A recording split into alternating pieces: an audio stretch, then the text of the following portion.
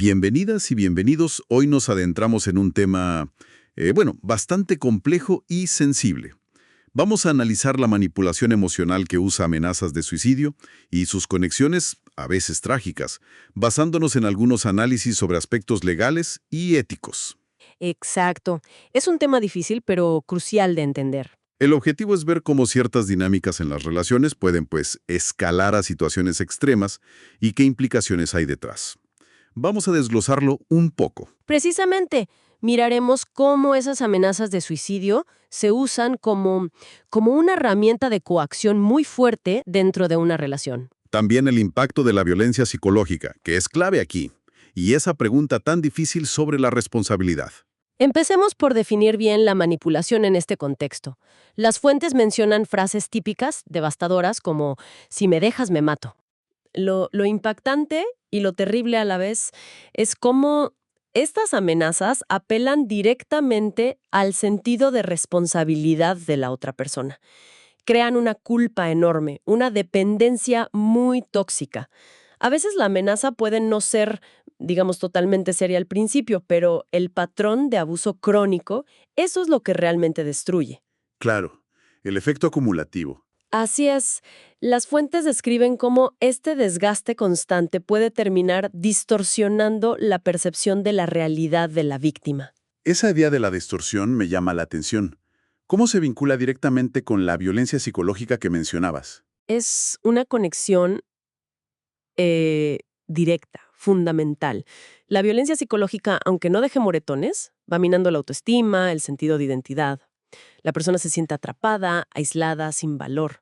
Y los análisis sugieren que en ese estado de vulnerabilidad tan extremo, la víctima puede empezar a ver la amenaza del otro no como agresión, sino casi, y esto es lo trágico, como una posible salida al sufrimiento que el propio manipulador causa. Es, es una lógica perversa. Entiendo. Se crea una trampa psicológica total. La víctima siente que tiene que evitar la tragedia, incluso sacrificándose. Y esto nos lleva a la pregunta clave que plantean los documentos. Si ocurre un suicidio, ¿quién es responsable? Legalmente, parece que la línea es clara, ¿no? Bueno, legalmente, la doctrina general, digamos, es que la decisión final de quitarse la vida es de quien la coma. Eso es cierto. Sin embargo, y este es un punto muy importante que resaltan los análisis, si se puede probar que hubo un patrón de manipulación, de abuso psicológico, que influyó de manera significativa en esa decisión, la cosa cambia bastante en términos legales. Cambia. ¿En qué sentido? ¿Podría el manipulador tener consecuencias? Sí, podría. A ver, probar una instigación directa al suicidio, o sea, demostrar que activamente se empujó a la persona a hacerlo, es muy difícil en estos casos. Suele ocurrir en la intimidad sin testigos. Pero lo que sí es más viable es que se presenten cargos por el delito de violencia psicológica o abuso emocional continuado. Este tipo de violencia sí está reconocida como delito en muchas partes. Se reconoce el daño profundo que causa. Entendido. Entonces, la clave legal no es tanto una orden directa de hazlo, sino el patrón de abuso previo. Y esta complejidad nos lleva a otra pregunta fundamental. ¿Cómo se previene? ¿Cómo evitamos llegar a ese punto? Las fuentes hablan de identificar señales. Absolutamente. Identificar las señales tempranas es vital.